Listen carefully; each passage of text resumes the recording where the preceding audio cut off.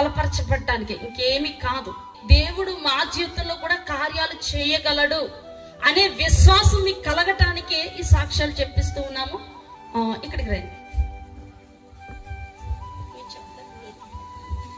దేవుని మహాకృపను బట్టి మరి సహోదరుడు సింహాద్రి తన భార్య అయితే వీరికి మ్యారేజ్ అయిన 2 years తర్వాత గర్భం ధరించింది. ఫస్ట్ 1 year లో పెళ్లి అవుతే చాలు, 1 year కి గర్భం ధరించట్లేదని ఒక టెన్షన్ కదా. అలాగే పోయిన సంవత్సరం గర్భఫలాలు లేని వారందరం నించుండన్నప్పుడు చెల్లి కూడా నుంచింది. చక్కగా ఆ తర్వాత చక్కగా గర్భాన్ని ధరించారు. నెలలు నిండుతూ ఉన్నప్పుడు ఆమె తన పుట్టింటికి వెళ్ళింది. పుట్టింటికి వెళ్ళిన సందర్భంలో ఇక్కడ ప్రార్థన జరుగుతుంది. ఎందుకో నిద్ర కోసం దేనికోసం వచ్చారు. ఇక్కడికి వచ్చిన తర్వాత ఇక్కడ ప్రార్థన జరుగుతూ ఉండగా దైవజనులు గర్భిణీ స్త్రీలు ఎవరైతే ఉన్నారో వారు లేచి నిలబడిందని ఒక్కసారిగా మాట్లాడటం జరిగింది. 3 స్త్రీలు లేచి నిలబడ్డారు. అందులో బిడ్డ కూడా ఉంది. అప్పుడే దైవజనుడు ఒక ప్రవచనం చెప్పారు. ఏమనంటే గర్భిణీ స్త్రీకి చాలా ప్రమాదం జరగబోతా ఉంది. డెలివరీలో ప్రాణాపాయ అంచులకి వెళ్ళబోతా ఉన్నారు. ఒక పెద్ద ప్రాణం గాని చిన్న ప్రాణం గాని చనిపోబోతా ఉన్నారని ప్రవచించారు. ఎంతమంది ప్రవచనం విన్నారు? ఒకసారి చేపైకి ఎత్తండి. విన్నారు కదా, రైట్. అది ప్రకటించిన తర్వాత వీరికి లేచి ప్రార్థన చేశారు. అయితే డెలివరీ టైం వచ్చింది, హాస్పిటల్కి తీసుకువెళ్ళారు. డెలివరీ అంతా కూడా చక్కగానే జరిగింది. అది ఆపరేషన్ పడింది. అయితే ఆపరేషన్ అయిన 5 గంటలకి బిడ్డకి విపరీతమైనటువంటి ఫిట్స్ రావటం జరిగింది. ఆపరేషన్, పెద్ద ఆపరేషన్ మీకు తెలుసు కదా, చాలా భయంకరమైన పరిస్థితి. వెంటనే 3 సార్లు వచ్చింది. తమ్ముడు వీళ్ళందరూ ఏడుస్తూ మాకు ఫోన్లు, మేము ఇక్కడే వచ్చాం, ఒక్కసారి రండి, నా భార్య చనిపోయేలా ఉంది, ఒక్కసారి రండి అని ఏడుస్తూ మేము ధైర్యం చెప్పుకుంటూనే నూజివీడు వెళ్ళి అంబులెన్స్ లో నేను కూడా వెళ్ళాను.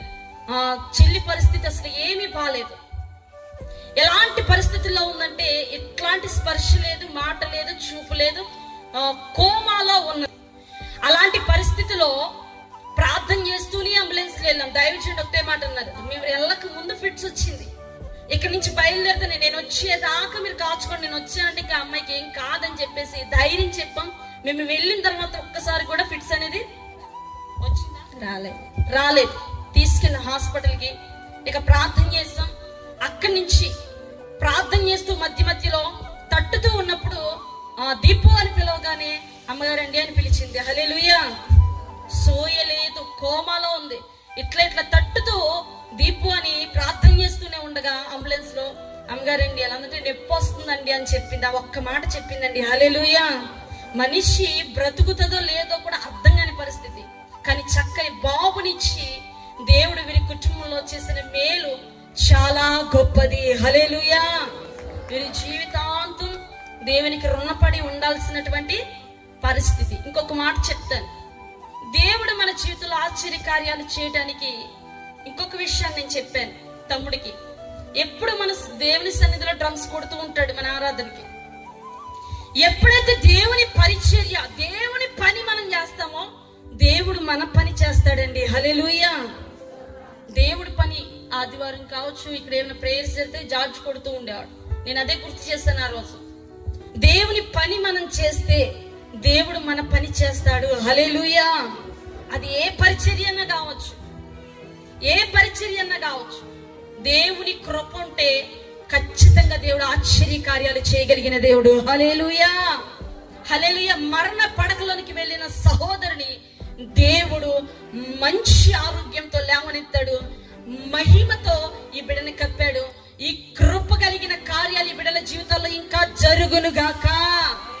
ఇటు సాక్ష్యాన్ని బట్టి దేవుని నామానికి మహిమ కలుగునుగాక. చప్పట్లు కొట్టి ప్రభువుని స్తుతిద్దామండి.